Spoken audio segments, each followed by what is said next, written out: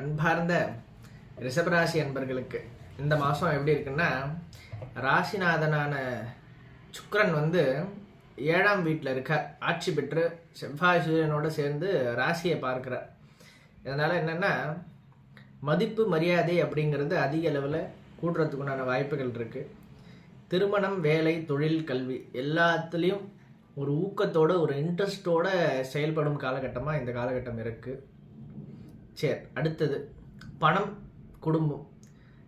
அந்த நிலையை பார்க்கும்பொழுது குடும்பத்தில் மகிழ்ச்சி அப்படிங்கிறது அதிக அளவில் காணப்படும். டிசம்பர் மாதத்தில் பொருளாதார நிலை அப்படிங்கிறது படிப்படியாக உயர ஆரம்பிக்கும். கணவன் மனைவி இடையே உண்டான ஒற்றுமை அப்படிங்கிறது நல்ல அருமையாக இருக்கும்.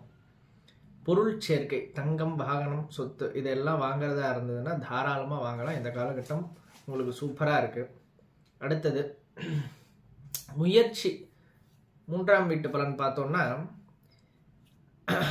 சகோதரர்கள் மூலயமா நன்மை அப்படிங்கிறது ஏற்படும்.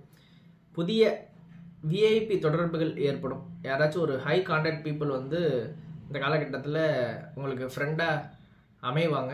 அவங்கள பயன்படுத்தி நீங்கள் வேறு லெவலில் முன்னேறுவீங்க. சரியா? அடுத்தது பயணங்களின் மூலமாக லாபம் அப்படிங்கிறது இந்த காலகட்டத்தில் இருக்கும். புதிய ஃப்ரெண்ட்ஸ் அமைவாங்க. சரியா? அடுத்து 4ஆம் வீட்டு பலனை பார்த்தோன்னா, நீங்கள் ஸ்டூடெண்ட்ஸாக இருந்தீங்கன்னா கல்வியில் நல்ல ஒரு மாற்றம் அப்படிங்கிறது இருந்துருக்கு.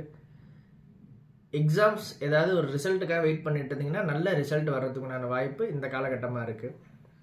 தாயின் மூலயமாக நன்மை அப்படிங்கிறது அதிக அளவில் இந்த காலகட்டத்தில் இருக்கும்.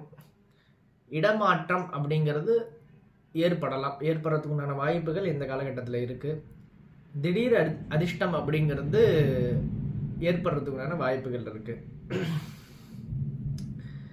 இந்த காலகட்டத்தில் குழந்தை பாக்கியத்துக்காக முயற்சி செய்யக்கூடிய ரிஷபராசி என்பவர்கள் தாராளமாக முயற்சி செய்யலாம். அதுக்குண்டான காலகட்டம் இந்த டிசம்பர் மாதமாக அமையும். யாராச்சும் குழந்தை பேருக்காக வெயிட் பண்ணிட்டு இருந்தீங்கன்னா இந்த காலகட்டத்தை பயன்படுத்திக்கோங்க. நல்ல ஒரு ரிசல்ட்டை எதிர்பார்க்கலாம். 6ஆம் வீட்டு பலனை பார்த்தோன்னா, ஏதாவது ஒரு வேலை செய்கிற இடத்துல வந்து உங்களுக்கு வந்து டிஸ்டர்பன்ஸ் பண்ணுற மாதிரி எதிரிகள் தொல்லைகள் இருந்ததுன்னா அவங்க இப்போ உங்கள்கிட்டருந்து பின்வாங்கிறதுக்கு உண்டான காலகட்டமாக இருக்கும். கேஸ் ஏதாவது இருந்தது அப்படின்னா அதோட தாக்கங்கள் குறையறதுக்கு உண்டான நேரமாக இருக்குது. நீங்கள் கடைபிடிக்க வேண்டிய அந்த ஒரு விஷயம், தி ஒன்லி திங், நம்ம சேனலுடைய மெயின் விஷயம், அது தெரிஞ்சுக்கணும்னு நினச்சிங்கன்னா கீழே லிங்க் இருக்குது,